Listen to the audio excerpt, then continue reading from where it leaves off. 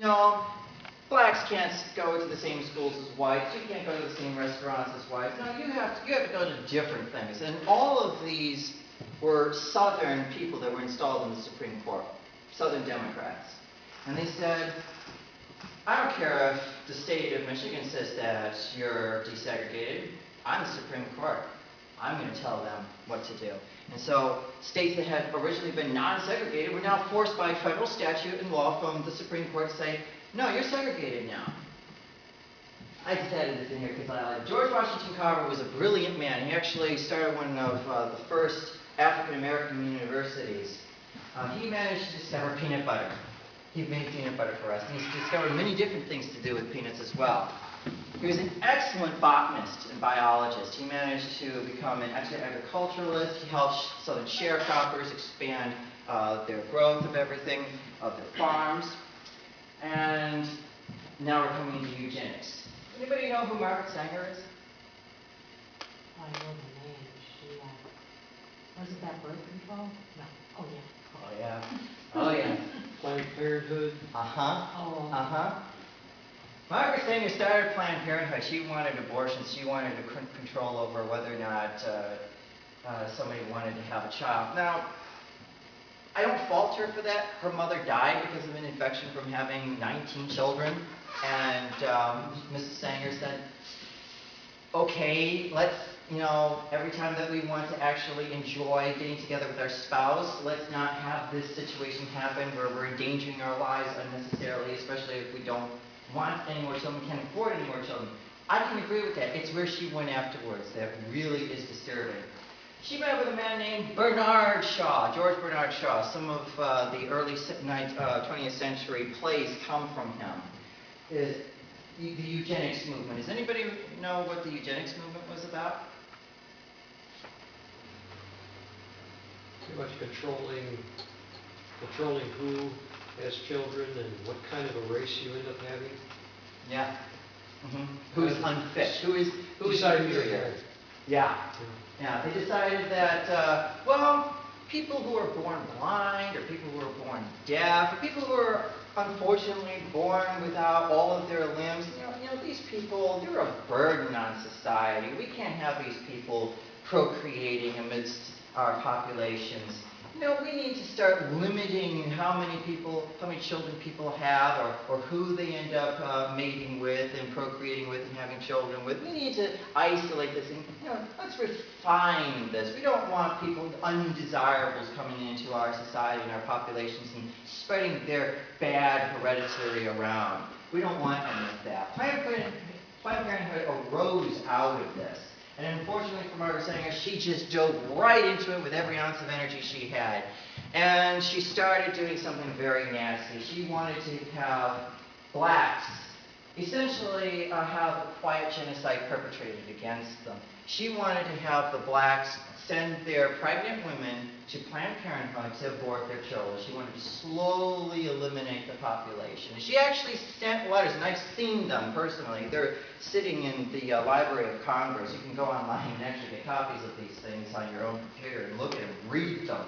She actually implored reverends and pastors of southern black churches and northern black churches to send pregnant members of their flock to her Planned Parenthood facilities to abort their children.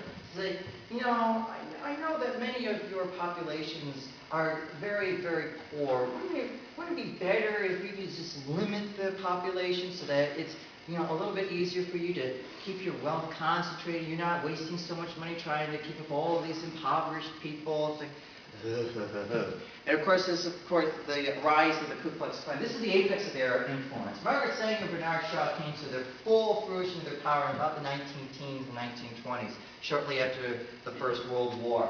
The Ku Klux Klan was so powerful that they actually managed to march about 500,000 people in Washington, D.C., right down Pennsylvania Avenue from the Capitol past the White House. They were just incredibly influential, and they had chapters all over the United States, and even in the most fervently abolitionist states of the North, New Hampshire, New York, Pennsylvania, were the Amish and the Quakers who were the most vehemently abolitionist peoples. They even had chapters there, and they also had chapters in Michigan who supplied many, many soldiers to the Civil War in the effort to free the slaves in the South.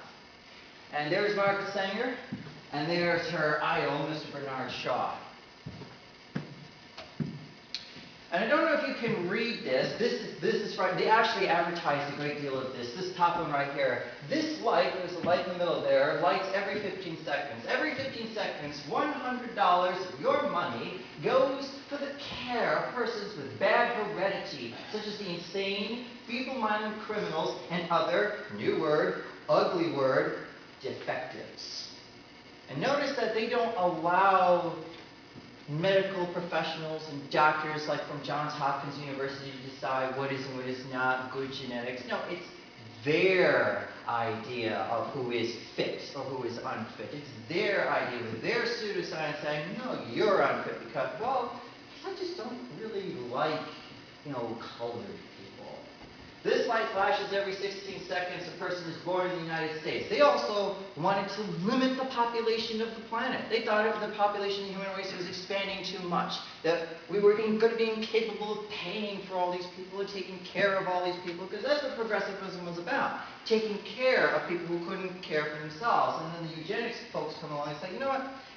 It's not going to work out very well. There's just going to be too many of them. I mean, just look at New York City. People are living 20 families in a single flat. It's just absolutely incredible. We can't pay for all of this. And then this light flashes every 7.5 minutes. This is the scary part. Every 7.5 minutes, a high-grade person is born in the United States. Notice they don't actually tell you what high-grade means. And will have ability to do creative work and be fit for leadership. About 4% of all Americans come within this class. So not only are they separating people out between fit and unfit, defective and non-defective, they're now separating these people into classes and races, and further dividing America between what they want and what they think is an American, until we're saved. We are saved by these people. Real sciences is the advent of genetics. It started with Gregor Mendel and his peas. The tall peas and the short peas. Yes, ladies and gentlemen, here is your haunting of biology 101 from high school. The discovery of DNA, eugenics is done. As they were and as blatant as they were, real science and real genetics, the discovery of deoxyribonucleic acid just pounds them right into their grave. And then with the human genome, as we start mapping this out, we've discovered something very unique. We are one of the most genetically uniform species on the planet. And many people say maybe it's because of the fact we conquered the planet so swiftly. It only took us a few thousand years to do it. And that's probably one reason for that. There are trees, for God's sake. The elms, they have more subspecies. We only had one subspecies, and that was Neanderthal. And he's been extinct for about 50,000 years. We are one species. There's no such thing as a black race. There's no such thing as a yellow race or an Asian race. We are genetically uniform. In fact, if this is white and this is black, I can't get them closer together. These fingers should actually be merged. That's how similar we are to each other. There's almost no difference whatsoever genetically between who we are. Race is nothing more than a matter of culture and division. Sure, some people of this generation will say, you people over there, you deserve this for having things done to you by these people over there. Sure, they'll have influence, maybe a little bit of power or money for this generation, but once they're dead, the seeds of their division live on and the divide just grows. Their followers, true believers, they're going to carry on their work, and it's going to become deeper and deeper and more profound. They literally were the saviors of humanity from eugenics, but the damage is still with us today. And hope and the double helix. And somebody comes up and says, what are you talking about? There is such a thing as a black race. I said, no, actually this disagrees with you. And in fact, your very existence is predicated upon it. It's your DNA. Your own DNA calls you a liar. These two men, this is Dr. James Watson, and this is Mr. Francis Crick. They actually managed to take the first photograph / X-ray of a DNA strand. By 1953. We knew that genetics was the answer to the eugenics question back in the 20s, And as geneticists started exploring more into our blood, more into our chromosomes, more into our genes and our mitochondrial DNA, we started understanding that, you know what, maybe these eugenics people really have no idea what they're talking about. And Mr. Watson and Crick finally got the evidence that we needed to just knock them right out of the ballpark.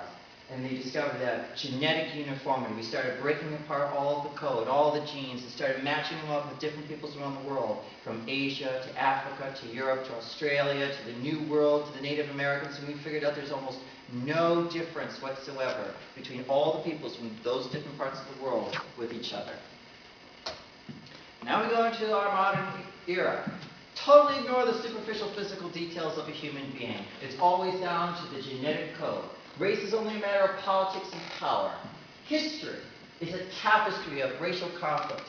I can give you example after example after example of every powerful nation from Rome to Persia to the British Empire of the last century and the 19th century that did not assimilate people and separate themselves out by a matter of race or class-based race that fell apart. They completely and totally imploded from within, and they were destroyed by their own hubris.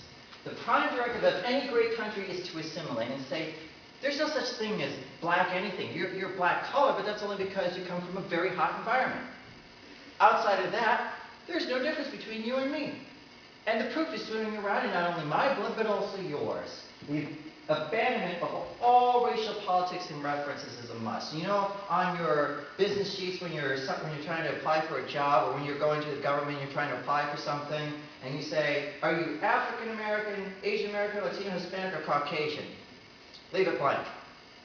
Get rid of it.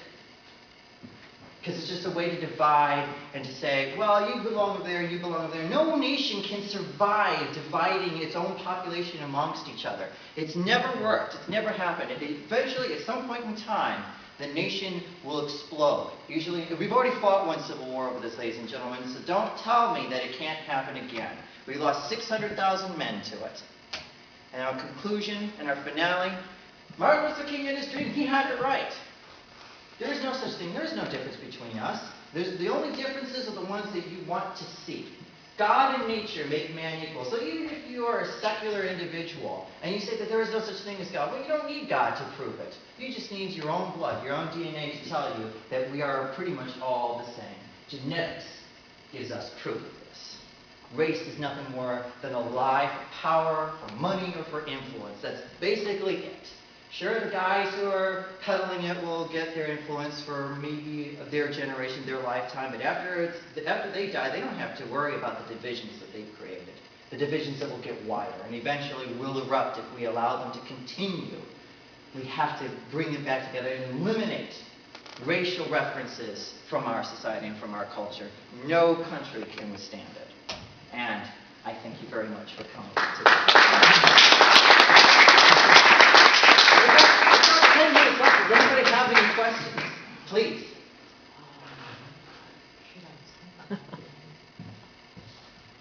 Anything? No? We're all good? Wow. Either I'm really bad or I'm really good. Thank you, ladies and gentlemen. Thank you for coming today. Yes, sir. Just a note to highlight the enormity of the Civil War tragedy. We think 600,000 deaths is terrible, but in some sense it feels measured against